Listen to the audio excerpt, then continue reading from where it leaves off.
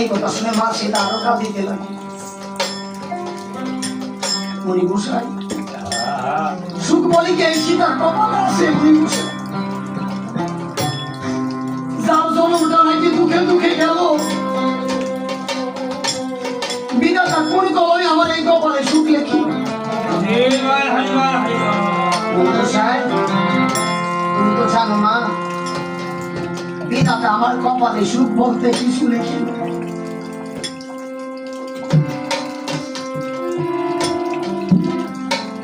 মুনি গোসাই গো তুমি শোনো কেমন, তুমি কি বলবে যে এই অভাগী সীতার নিকট তুমি আজ এসেছ কিসের কারণ? মনে বলেছে মা কেন এসেছি জানো? মা গো সেই বারণীতে আজ স্নানের দিন ধার্য করা হয়েছিল। আমি সেই গঙ্গার স্নানে যাব বলে আজ আমি তোমার নিকট কিছু ভিক্ষার জন্য এসেছি। তখন মা সীতাকে দেখে বলছে অনেক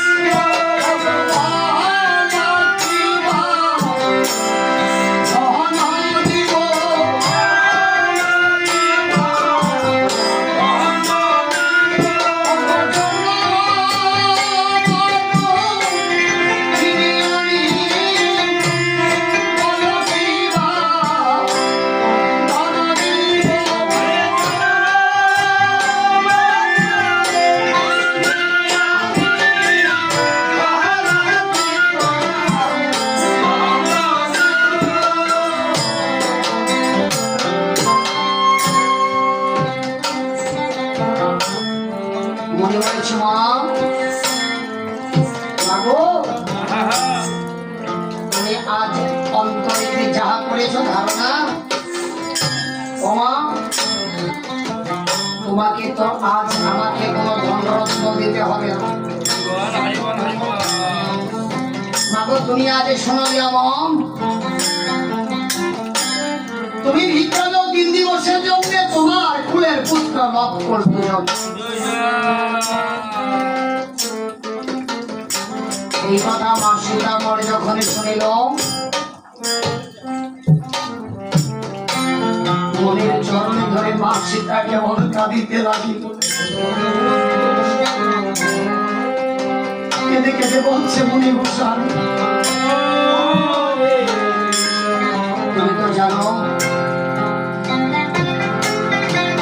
সেই বনমাঝে জন্ম দুঃখী সীতা এখন বলতে আর কেউ আমার তো আছে কেমন লবকুশ তারা আদুরের 2টি বার।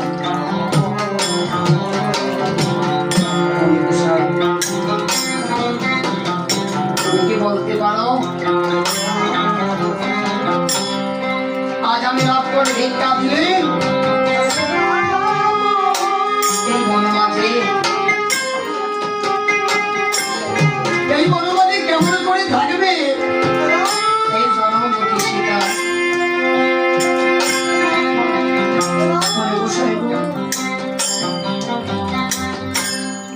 বলি এমন এই বড় মাঝে নরম দুঃখী সীতাকে মা মা বলে কে ডাকিবে আর সেই কথা বলে বাবা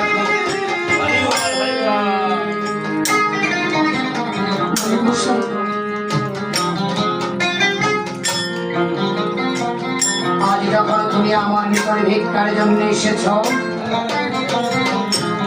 তাহলে এই জনদুঃখী সীতা তুমি আমার আরো কিছু দুঃখের কথা শুনে যাও। তখন মা সীতা মনের নিকট কেঁদে কেঁদে বলতে আমার কি ধন আছে আমি কি ধরে নিব গো